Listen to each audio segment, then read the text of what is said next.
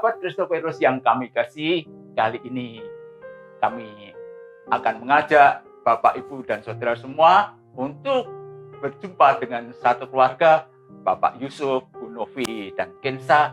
Mereka akan berbagi tentang pengalaman mereka bagaimana mendampingi anaknya Kensa ini yang didiagnosa sakit kanker getah bening.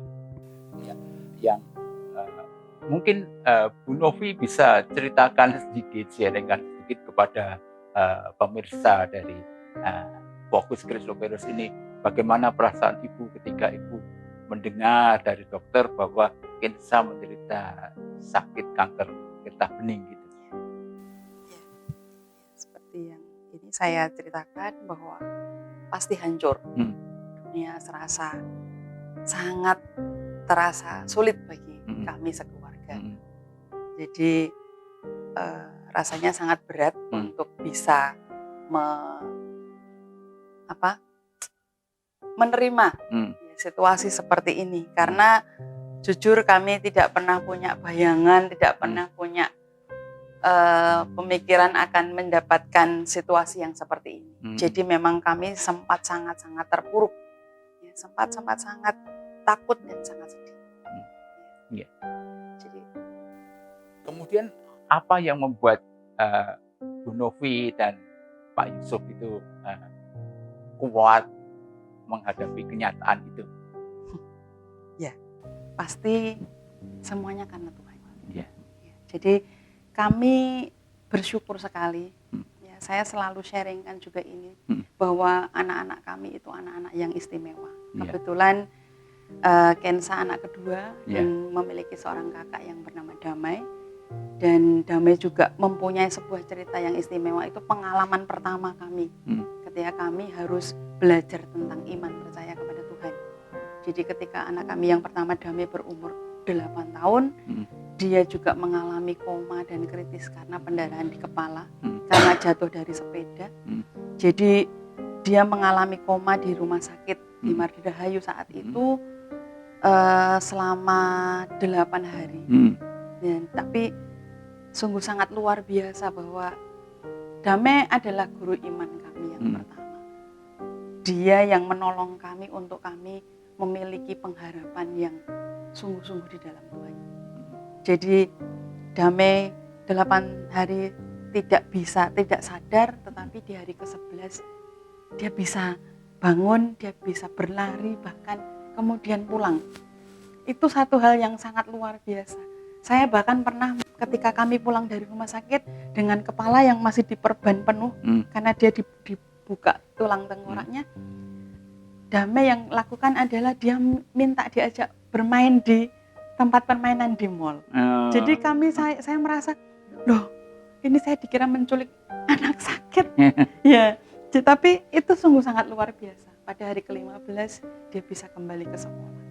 Jadi ketika Kensa didiagnosa dengan kanker yang sangat berat itu, kami memiliki pengharapan. Tuhan sudah mengerjakan bagian yang sangat luar biasa kepada Damai. Kami percaya Tuhan juga akan memberikan kepastian yang sama.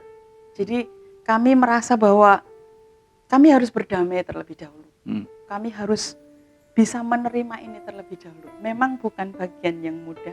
Selama berhari-hari kami menangis sampai kami tidak tahu lagi apa yang harus kami lakukan. Tetapi pada akhirnya ketika kami menerima, ya Tuhan, kalau memang ini bagian yang Tuhan percayakan, kami akan terima. Dengan cara itu kami bisa lebih ringan, tidak terlalu berat. Karena kami tahu bahwa dulu Tuhan menyertai Damai, Tuhan pasti menyertai Kensa. Ya, jadi itu modal awal kami. Kami berdamai dengan semua hal yang Tuhan percayakan. Kami juga mengingat semua janji Tuhan bahwa Dia tidak akan memberikan pencobaan atau ujian yang melebihi kekuatan kami. Kami pasti dimampukan. Jadi dari saat itulah kami belajar untuk berjalan dengan iman. Mungkin Kensa sekarang sejak didiagnosa yang pertama sampai sekarang sekitar 6 tahun ya Bu, betul ya? Nah, sekarang itu Kensa sedang menjalani pengobatan apa ya? Ya, jadi perjalanan Kensa ini cukup panjang. Dari tahun 2018. Waktu itu ketika kanker yang terdiagnosa sudah confirm, Kensa harus menjalani kemoterapi dari bulan September sampai bulan Februari. Kemudian September 2018 sampai Februari 2019. Dan pada bulan Maret dokter menyatakan semuanya bersih. Ya, kami sangat bersuka cita. Tapi rentetan dari perjalanan itu ternyata tidak berakhir. Jadi Kensa karena obat-obat yang banyak diminum, dia harus mengidap. Jadi ada batu ginjal di kandung kemih, di ginjal kanan dan di ginjal kirinya. Dia harus dioperasi. Ya, setelah itu pada bulan November 2019 juga fungsi ginjalnya tidak bisa berjalan dengan sempurna. Jadi dia kalium, jadi elektrolit yang ada di dalam tubuhnya itu selalu luruh. Akhirnya dia mengalami hipokalemia yang sampai hari ini pun masih kami perjuangkan. Karena hipokalemia ini sangat tidak mudah dan cukup berbahaya, bisa mematikan bahkan karena kalium dalam tubuhnya itu kalium itu diperlukan untuk menggerakkan semua otot-otot tubuh kita, termasuk otot jantung. Jadi ketika dia lumpuh, ketika kadarnya sangat rendah, dia tidak bisa apa-apa. Jadi Kensa pernah mengalami kelumpuhan tangan dan kakinya karena hipokalemia tersebut. Ya. Jadi terus kemudian di tahun 2020 di bulan Maret saat COVID datang, kami juga diberi kepercayaan lagi Tuhan. Ada benjolan muncul kembali dan Kensa harus menjalani biopsi yang kedua dan diagnosanya pun sama. Jadi Kensa harus menjalani kembali kemoterapi. Demikian juga tahun 2022 ketika kami berharap semuanya sudah kembali normal. Ada muncul lagi. Oh. Jadi dengan diagnosa yang sama. Jadi dari tahun 2022 Kensa menjalani 6 siklus kemoterapi, itu sekitar 27 kali kemoterapi. 27 kali ya? Iya. Jadi setelah 6 siklus yang dilewati pun dari hasil PET scan kami mendapati bahwa masih ada masalah-masalah yang harus diselesaikan. Masih ada sel-sel kanker yang belum bisa dibersihkan dari tubuh kita. Sehingga sekarang ini, ya, saat ini kami kembali berjuang, ya. Jadi kami direncanakan oleh dokter ada 3 siklus yang harus kami lewati. Nanti setelah itu kami harus cek lagi lewat PET scan dan nanti dari hasil itu dokter akan mengambil tindakan berikutnya. Iya, Bu Novi sangat menarik. Ibu di tengah-tengah Ibu mendampingi Kensa sakit dan proses pengobatan. Ibu sempat menulis ya, seperti catatan harian begitu, dan kemudian Ibu menerbitkan buku itu dengan judul Kensa Adventure, ya, sebuah perjalanan iman melawan kanker limfoma ya. Nah, yang mau saya tanyakan, apa sih yang mendorong Ibu untuk menerbitkan buku ini? Ya terus terang tidak pernah terpikir dalam hidup saya akan bisa mempunyai sebuah buku. Ya, karena memang saya senang menulis tetapi saya bukan penulis. Ya, jadi sebenarnya buku Kensa Adventure itu adalah kumpulan dari catatan perjalanan ketika saya mendampingi Kensa. Dan itu saya posting di Facebook. Setiap kali saya mendampingi atau setiap kali saya menunggu dokter atau menunggu tindakan, di sela-sela itu entah kenapa ada dorongan untuk menceritakannya, untuk menuliskannya. Dari tulisan-tulisan yang saya post di Facebook, ternyata banyak dari teman-teman saya, banyak dari orang-orang yang membaca tulisan tersebut mengatakan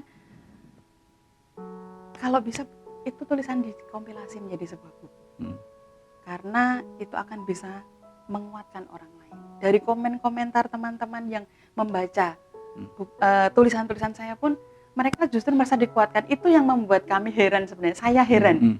Bagaimana saya bisa menguatkan? Yang saya ceritakan ini adalah pengalaman-pengalaman yang sebenarnya tidak saya tulis dengan tujuan untuk menguatkan orang lain. Ini ada curahan hati saya.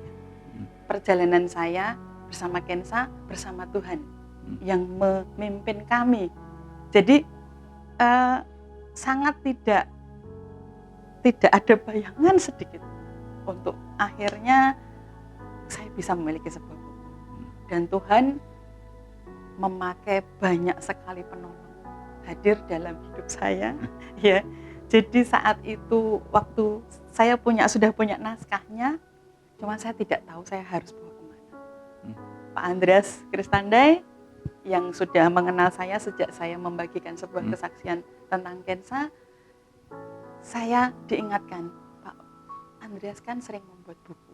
Jadi saya bertanya kepada Pak Andreas, kalau membuat buku bagaimana? Oh, saya langsung diberi kontaknya Pak Paul kebetulan. Ya, dan puji nama Tuhan, Pak Paul sangat luar biasa mendampingi saya yang tidak pernah membuat buku, tidak tahu caranya membuat buku. Ya, sampai akhirnya buku ini dengan terwujud dengan campur tangan Tuhan yang sangat-sangat luar biasa. Ya. Pada bagian akhir ini Bu, mungkin ada pesan yang ingin Ibu sampaikan, juga Pak Yusuf ingin menyampaikan sebagai orang tua yang dipercaya oleh Tuhan bagaimana anak yang kedua ini menderita sakit kanker, tapi Ibu dan Bapak begitu tabah mendampinginya. Apa yang ingin Ibu Bapak sampaikan kepada sahabat-sahabat pemirsa Fokus Kristovirus supaya mungkin ada di antara mereka yang punya anak atau cucu mengalami hal yang sama? Ya, dari apa yang kami alami sekeluarga ini menjadikan kami semakin mengandalkan Tuhan dalam kami meniti hari-hari kami di dalam menemani Kensa, mendukung Kensa. Kami sering kalau berobat memang kami sekeluarga memang berangkat, bukan berarti apa-apa, tetapi ini kami maksudkan untuk memberikan dukungan yang penuh untuk anak kami Kensa. Dan melalui apa yang kami alami ini juga, kami setiap malam sebelum tidur kami mengadakan doa bersama. Meskipun kami kadang tidak satu rumah, kadang Bu Novi yang ada pergi sering keluar kota, keluar negeri untuk tugas pekerjaannya. Terus anak saya yang pertama dan itu yang di Jogja, itu kami sering mengadakan video call. Jadi kami berdoa bersama. Pernah kami juga berempat ini tidak satu tempat. Ya, jadi Bu Novi ada di Malaysia, anak saya yang pertama di Jogja, terus Kensa ini sedang wisata sekolahnya di Tawangmangu dan saya di rumah. Jadi langsung menggunakan video call, kami berdoa bersama. Dari peristiwa ini kami mengambil satu pelajaran yang berharga, meskipun perjalanan yang tidak mudah, tetapi kami tahu bahwa Tuhan tidak pernah meninggalkan kami. Bu Novi? Ya, bagian yang sangat luar biasa yang kami terima. 6 tahun perjalanan ini mendidik kami, menolong kami untuk benar-benar belajar sebagai murid Kristus. Dan begitu banyak hal yang sebelumnya kami tidak sangka-sangkakan akan bisa terjadi dalam hidup kami. Pertama, memang kami harus berdamai dengan semua hal yang Tuhan percayakan. Tidak ada yang kebetulan, bukan karena Tuhan tidak sayang, tetapi justru karena memang Dia sangat mengasihi kami dan mempercayakan kepada kami peristiwa-peristiwa yang tidak mudah. Sebagai Bapak pasti ingin mengajar anaknya, bahkan mungkin menghajar anaknya supaya menjadi kuat. Bagian-bagian itu yang terus kami jalankan. Dan satu hal, kami tidak punya prasangka buruk kepada Tuhan. Kami sangat percaya semua yang Tuhan percayakan ini adalah baik dan akan mendatangkan kebaikan. Salah satu bagian kebaikan yang sangat luar biasa yang Tuhan nyatakan adalah melalui perjalanan iman kami yang terus ditolong bertumbuh dan berkembang menjadi dewasa. Dan yang kedua, bahkan kami bisa diberikan kesempatan untuk menolong yang lain. Itu satu bagian yang sangat-sangat luar biasa. Saya buku Kensa Adventure menjadi bagian yang dipakai Tuhan dengan luar biasa. Buku ini bisa terwujud karena cinta kasih Tuhan yang luar biasa.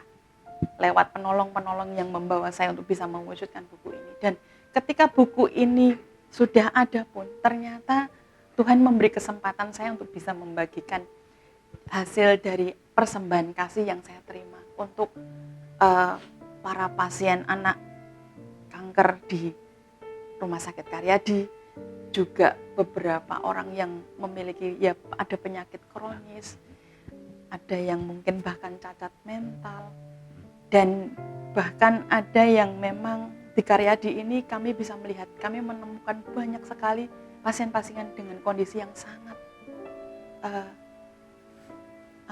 menyedihkan. Bahkan untuk mereka uang transportasi untuk dari rumah ke sini pun mereka tidak punya. Kami memang tidak bisa menolong banyak, tetapi setidaknya kami bisa meringankan sedikit. Dan itu bagian yang sangat-sangat tidak kami sangka. Dan yang lebih luar biasa, dengan kesempatan yang Tuhan berikan ini, itu sangat memupuk belas kasihan kami bisa muncul dengan begitu baiknya, dengan begitu suburnya. Ketika kami melihat di jalan ada seorang bapak yang cacat, tetapi dia begitu dan berkebutuhan khusus dengan jalan yang sangat tidak sempurna, tetapi dia gigih berjualan. Tuhan memberikan rasa belas kasihan kepada kami dan kami bisa membagikan. Buku Kensa Adventure ini memang hanya satu buku, tetapi ternyata memiliki power yang luar biasa. Sampai hari ini kami masih terus melanjutkan. Kami mencari mereka yang membutuhkan. Seperti yang sempat saya sampaikan kepada Pak Paul, beberapa dari yang pernah menerima persembahan kasih ini bahkan sudah dipanggil Tuhan kembali. Tetapi kami merasa itu bukan sebuah hal yang sia-sia. Justru kami merasa sangat bersyukur. Kami sudah sempat diberikan kesempatan untuk menjadi bagian dalam hidup mereka. Jadi seperti itu. Iya. Terima kasih untuk Pak Yusuf, untuk Bu Novi. Mungkin sekarang Kensa mau nyampaikan sedikit pesan atau bagaimana dorongan kepada mungkin ada adik-adikmu, ada kakak-kakakmu yang juga mengalami, tapi kamu begitu tabah. Apa sih yang ingin kamu pesankan kepada mereka? Ya, Kensa. Ya, yang pertama, walaupun memiliki penyakit yang cukup berat, tapi tetap harus semangat dan bisa memberikan senyuman yang lebar. Oh iya, memberikan senyuman supaya memberikan semangat ya Kensa ya. Coba sekarang Kensa dilihat. Baik Pak Yusuf, baik Bu Novi, terima kasih untuk waktu yang juga terima kasih kepada Kensa yang mau berbagi pengalaman untuk banyak orang para pemirsa dari Fokus Kristoferus. Terima kasih.